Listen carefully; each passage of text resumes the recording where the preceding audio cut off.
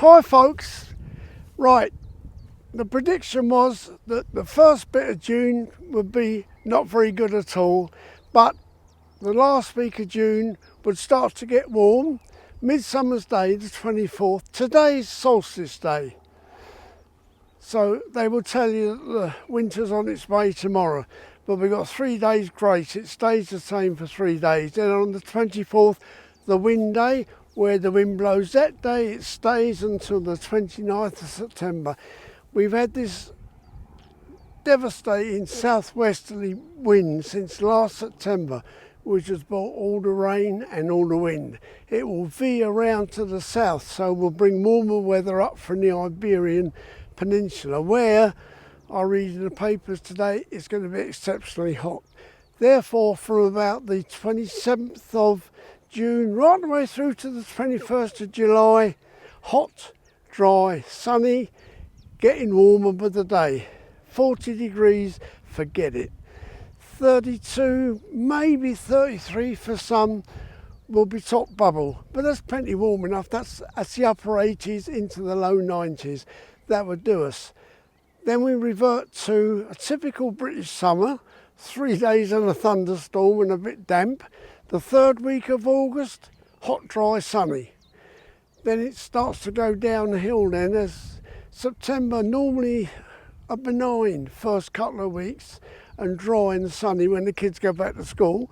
But this year, I don't think so. It's going to be quite damp and none too clever. Then we get to the 29th, Michaelmas Day. Now, I think, with my experience and what nature's telling me, that the wind for the eastern side of the Pennines, down through the Chilterns, right the way down to Corfe Castle, everything to the east of that will have a wind from the easterly segment, which is a cold, dry wind. Bear that in mind. The other side of the Pennines, that's the west of Scotland, down through the lakes, down through North Wales and the whole of the southwest, you will stay with the southwest. Therefore, you will be much damper than the eastern side. Now, the problem is, as you've seen while we're out walking, there is so much fruit out there and seeds that the prospects of a long, hard, early winter increase by the day. The 18th of October is St. Luke's Little Summer.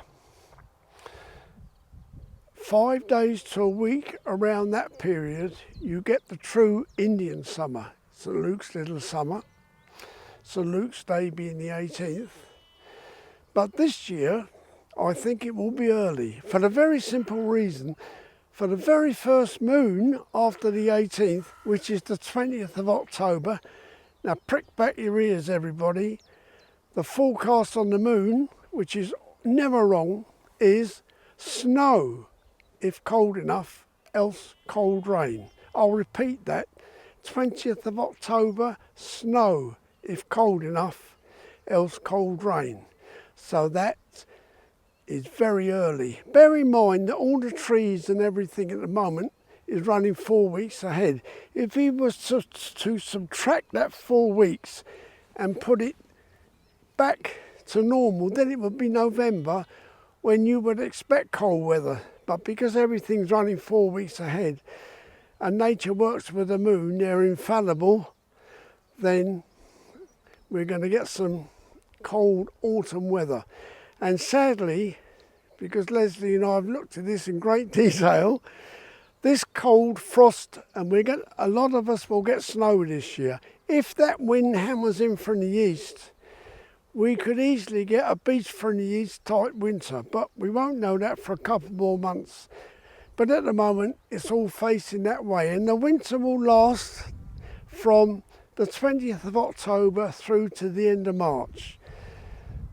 So once again, you put your head on the line, but Leslie's already did that in the June website, and when she said you heard it first here, but we work together, and as you've seen today, nature's sticking all the evidence on the line. So I'm hope that will do you all for a bit. Brilliant, thank you David. This is a spindle fruit. deadly poisonous to us. It'll go pink and harden off, an essential food for the birds in the winter from the spindle tree. Poisonous to us, the birds love it. Now, ladies and gentlemen, this is a teasel plant.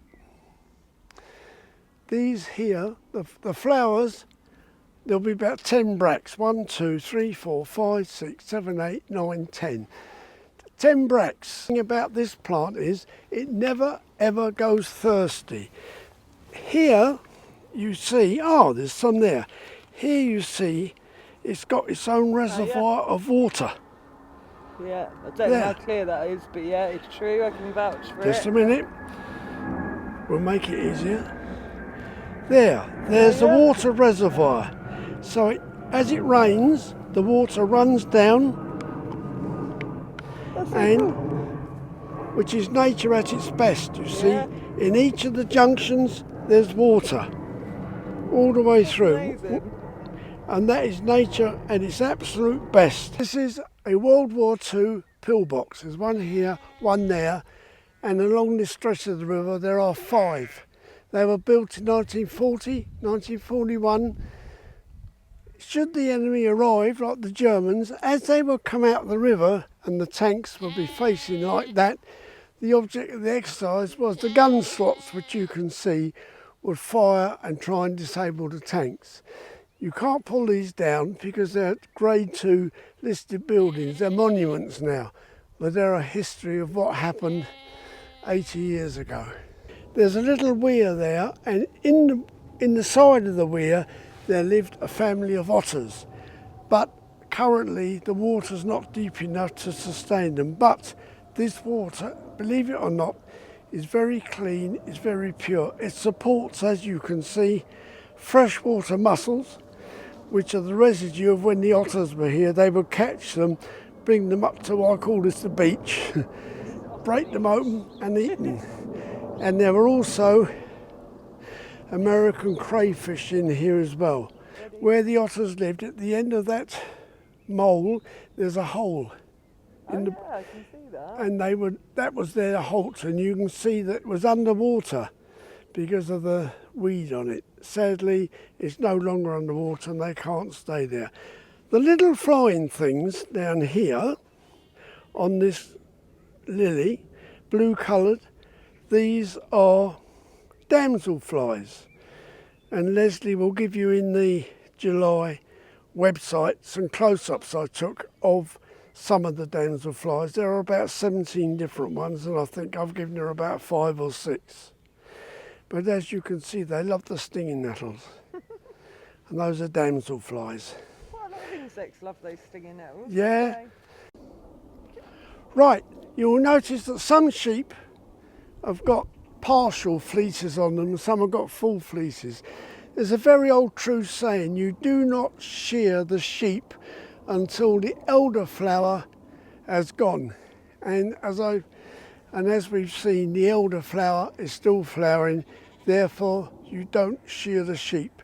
The man who shears his sheep cares more about his bank balance than he does his animals. They keep coming. Yeah. Because it's cool. Yeah, it's cool.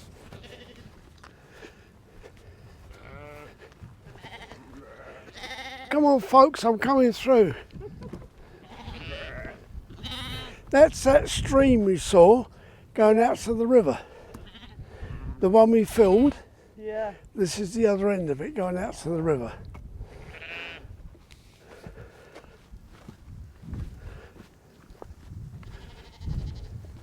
Okay. This is a Kentish oast house. The 2 wind directors, when they used to pick the vines, they would bring them in and hang them up in long strings. And when they were dry, because the vanes would bring the wind round, then you would pick the hops. They're really unique to Kent, the Kentish hop.